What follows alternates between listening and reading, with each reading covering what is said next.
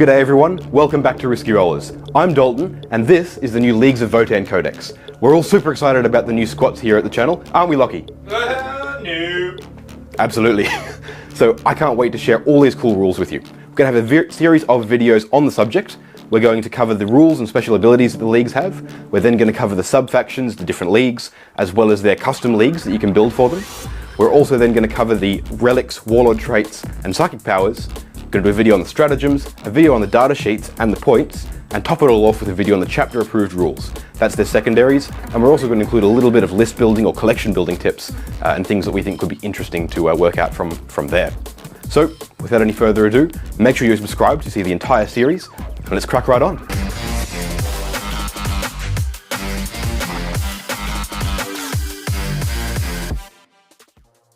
Alright, so first up we have the abilities and special rules the Leagues of Votann have. These are all of their little rules that show up that cover a whole bunch of the army but don't really fit into data sheet abilities or so forth, that it's important to cover so we have context for the rest of the book. To start with, you have the basic detachment abilities. These are things, give them all the Votann keyword. Fair enough.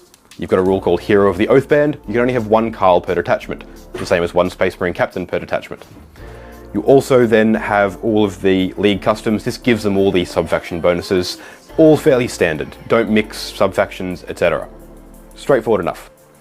Then we have the abilities on the data sheets. These are the ones that are common to a whole bunch of the Leagues of Votann. The first one is the League keyword, again, fairly standard, gives everyone the League keyword, gives them all their sub-faction benefits, whoop-de-doo. Then we have Hunter weapons. Now a bunch of the Leagues of Votann have weapons called Hunter weapons. Now H-U-N-T-R as opposed to writing out Hunter, so whoop-de-doo. But this replaces their weapons type. Instead of Assault 3 or Heavy 1, they're Hunter 3 or Hunter 4. And the way this works is every time a model with a Hunter weapon is selected to fire, they fire all weapons with the Hunter type with that number of attacks every time. Doesn't sound too crazy here, but there are a few implications and things that can be tweaked that could be kind of cool. We then have the Eye of the Ancestors. We've all been wanting to know how these judgment tokens we've heard about work, and this is the rule that makes them work. Anytime a Leagues of Votann unit is killed or destroyed, the enemy unit that did the destroying gains a judgment token. Anytime an enemy unit successfully completes an action or a psychic action, they gain a judgment token. And then at the end of each battle round, the Leagues of Votann player can choose one enemy unit that is on an objective marker that the opponent controls, and they gain a judgment token. What all these do? Well, any unit that has one judgment token on it, when targeted by a Leagues of Votann unit, 6s to hit, automatically wound, and the wound roll counts as a natural 6. Pretty spicy. Any unit that has 2 judgment tokens, this triggers on a 5+, assuming a 5+ would normally be enough to hit the target. Any unit with 3 or more judgment tokens, this triggers on a 4+. So 4+ is to hit, assuming that hits normally, automatically wound with a natural wound roll of a 6. Wow, pretty rough. This is especially handy for things like Magna Rail weapons. Now, Magna Rail is a weapons type that comes out throughout the book, and essentially these weapons ignore invulnerable saves, already amazing, but then wound rolls of 6, damage spills over. It's not lost as soon as you've killed a single model, and it can spill over through a whole unit, which is pretty sweet. Then you have a rule called Steady Advance. This is common to a bunch of data sheets, especially the ones on foot. This means that instead of rolling a d6 to advance, they just advance 3. And if they have the accelerated keyword, then they advance 6 inches instead. It also ignores all modifiers to move and advance rolls and movements. We then have the other big spicy meatball that everyone's been going on about, which is Void Armor. So Void Armor is like amazing super Armor of Contempt.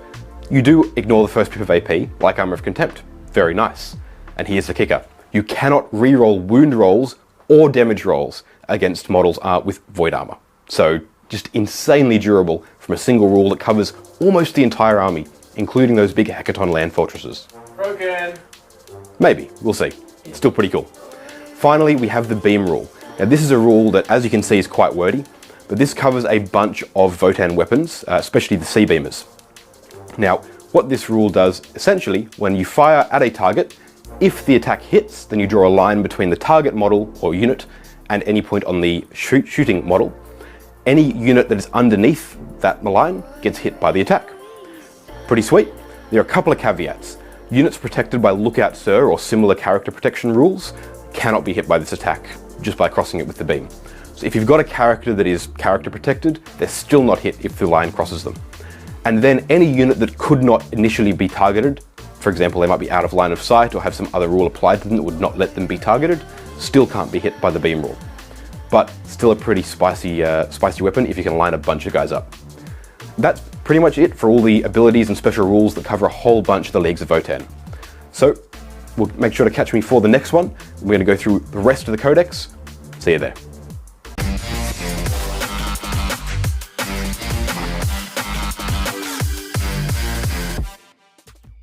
Thanks for watching. I hope you enjoyed that preview as much as I did. I'm super excited to get these space dwarfs onto the table. And I know Lockie's keen to face them. Spot on. So, we're all excited for that. So not only are we doing this series where we cover the entire book and all the rules coming out of it, which make sure you subscribe so you see the whole thing, but we're also doing a full Codex review as soon as that book drops. And when we do, Lockie, what are we doing about that? Give away the book!